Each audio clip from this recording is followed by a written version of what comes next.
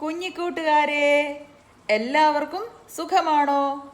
നമുക്ക് കുഞ്ഞുണ്ണി മാഷിൻ്റെ പുതിയൊരു കഥ കേട്ടാലോ? കുഞ്ഞുണ്ണി മാഷിൻ്റെ പുതിയ കഥയല്ല, ഞാൻ പറഞ്ഞു തരാൻ പോകുന്ന പുതിയ കഥ. പാക്കനാരുടെ വീട്. കുഞ്ഞുണ്ണി മാഷ് എഴുതിയതാണ് കേട്ടോ. പാർക്കാനൊരു വീടില്ലാത്ത രാമനും കോമനും ഒരിക്കൽ ഒരിടത്ത് വെച്ച് പരിചയപ്പെട്ടു. ഒരേ വിഷമം അനുഭവിക്കുന്ന അവർ ഒരുമിച്ച് വീടന്വേഷിച്ച് ഒരുപാട് നടന്നു. അവസാനം അവർക്കൊരു വീട് കിട്ടി.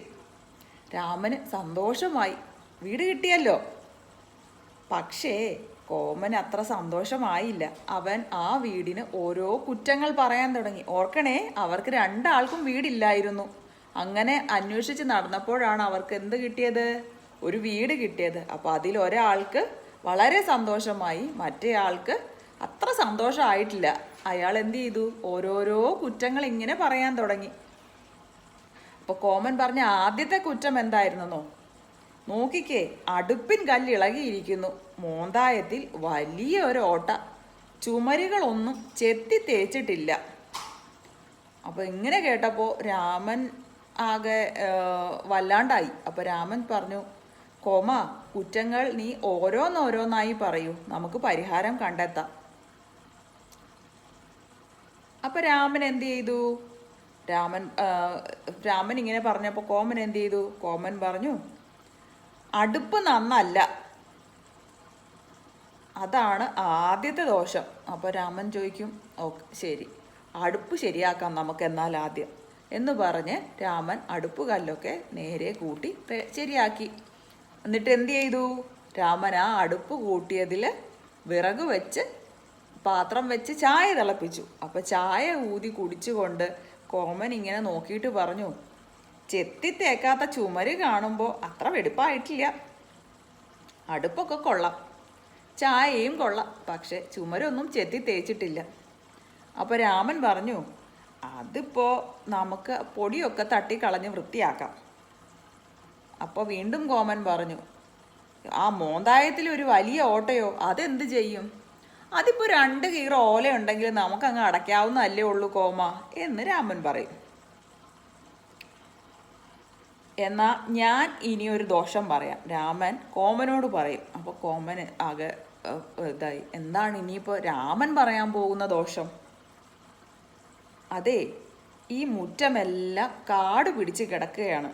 നമുക്കിത് ചെത്തിക്കോരി നന്നാക്കി കുറച്ച് പൂച്ചെടികളും കുറച്ച് പച്ചക്കറികളും ഒക്കെ നട്ടു വളർത്തണം. എന്ത്?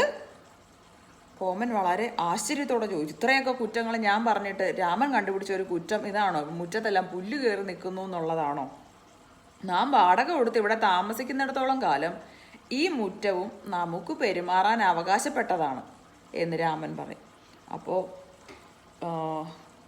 കോമൻ പറഞ്ഞു, അങ്ങനെയാണെങ്കിൽ ഞാൻ പോയിട്ട് അയൽ വീടുകളിലൊക്കെ പോയി പണിയായുധങ്ങൾ എന്തെങ്കിലും കിട്ടുമോ എന്ന് അന്വേഷിച്ചു വരാം.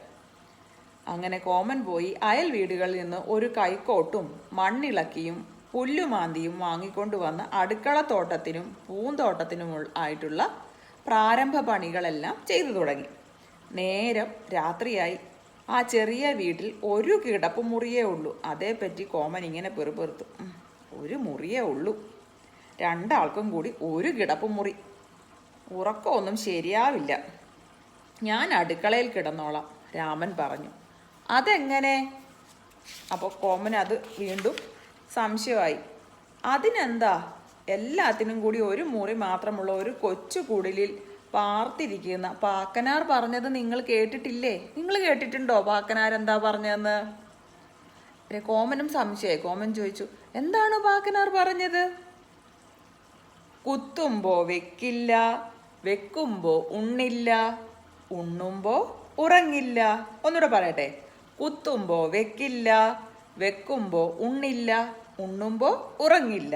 അത് കേട്ട് കോമൻ തല കുലുക്കിക്കൊണ്ട് പറഞ്ഞു, ആ നിലയ്ക്ക് നമുക്ക് ഈ വീട്ടിൽ അടുക്കളയും കിടപ്പുമുറിയും വെവ്വേറെ ഉള്ളത് അധികമാണല്ലേ? അപ്പോൾ രാമൻ ചോദിക്കും, എന്താ സംശയം? ഇതിൽ നിന്ന് കൂട്ടുകാർക്ക് എന്താ മനസ്സിലായത്?